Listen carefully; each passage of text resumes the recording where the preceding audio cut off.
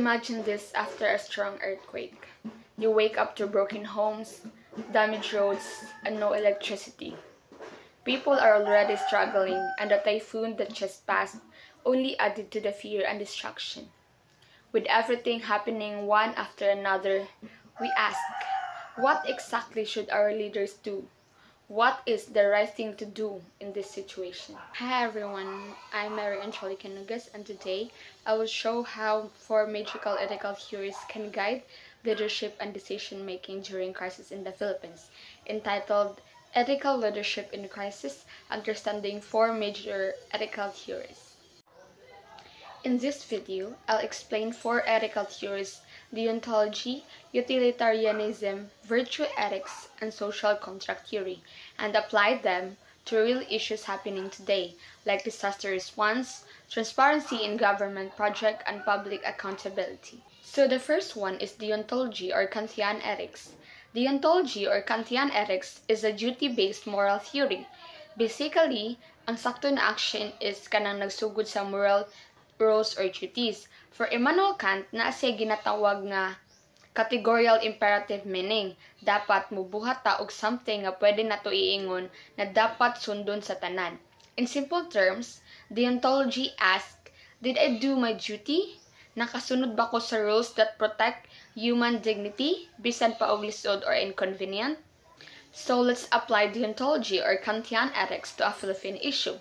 For example, transparency sa government projects. Labi na karon nga daghang issues about ghost flood control projects o questionable public spending. From a deontological point of view, naagit duty ang public officials to be honest, to follow procurement laws, to disclose asa padulo ang disaster funds, and to respect people by giving them correct information. Bisan pag mas madali unta i-hide ang data para malikayan ang controversy, deontology says, no, do your duty, tell the truth. For deontology, ethical leadership means fulfilling obligations to the public, especially during earthquakes, typhoons, and emergencies. But sometimes, ethics is not just about following rules. Sometimes it's about choosing the actions that helps the most people. The second one is utilitarianism or consequentialism. Utilitarianism is a consequence-based theory. Ang sakto na action is kanang mo produce o greatest good for the greatest number. The focus is outcomes, saving lives, reducing suffering, and maximizing benefits for society. And now, let's apply it to a Philippine issue. This is super relevant sa disaster response. For example, during the Northern Cebu earthquake and aftershocks, leaders had to decide asa i-prioritize ang evacuation, asa ipadala ang mga relief goods, o unsaon pag-allocate sa limited medical supplies. A utilitarian approach would say, prioritize and actions that save the most lives and reduce the most suffering. So ang focus kay high-risk zones, vulnerable families, o areas with largest population affected. Same during typhoons, canceling classes, closing roads, relocating funds. Sometimes, these decisions are hard, pero they protect the most people overall. Kung ang utilitarianism nag-focus sa outcome, ang atoang next theory nag-focus naman sa something more personal or the character of the leader. So ang ikatulo is ang virtue ethics or Aristotelian ethics. Virtue ethics gikan ni Aristotle. Instead of rules or consequences, nag-focus ni siya sa character virtues like courage, honesty, compassion, prudence, and integrity. Mauni ang foundation sa moral behavior. A good leader is someone nga consistent sa iyang virtues. Ug karon, ato siyang i-apply sa Philippine issue.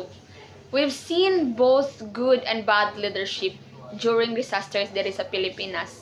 Labi na karon, leaders and volunteers nga nag-show og courage during rescue operations, nagpakita og compassion sa pag-distribute sa relief goods, ug nag-communicate honestly sa updates.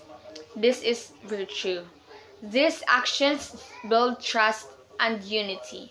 Pero kung ang official kay selfish, corrupt, ug walay paki, for example, mishandling funds or prioritizing personal interests that shows poor character, makawiki na siya sa community and makadelay sa recovery. Virtue ethics reminds us that good governance is not only about decisions. It's about who we are when we make those decisions. But even good character is not enough kung mawala ang trust sa mga tao. Ang pinaka-last is ang social contract theory. So, social contract theory says na ang government kay naay legitimacy because citizens agree to obey laws in exchange for protection, fairness, o public service. Pero kung ang government fail to fulfill its responsibilities, people start questioning its authority. So, usa sa examples sa social contract theory is ang Maharlika Investment Funds. Daghang jud Filipinos ni ask, is the government fulfilling its side of the social contract? Kay people expect transparency, accountability, o responsible use of public funds. Kung dili ni ma-meet, trust breaks down, and people may protest, criticize, or demand reforms. For them, murag gi-violate ang social contract. So, mas klaro ni during earthquakes and typhoons. Citizens expect preparedness, accurate information, o timely relief. If the government fulfill these duties, trust grows. If delay, people feel betrayed.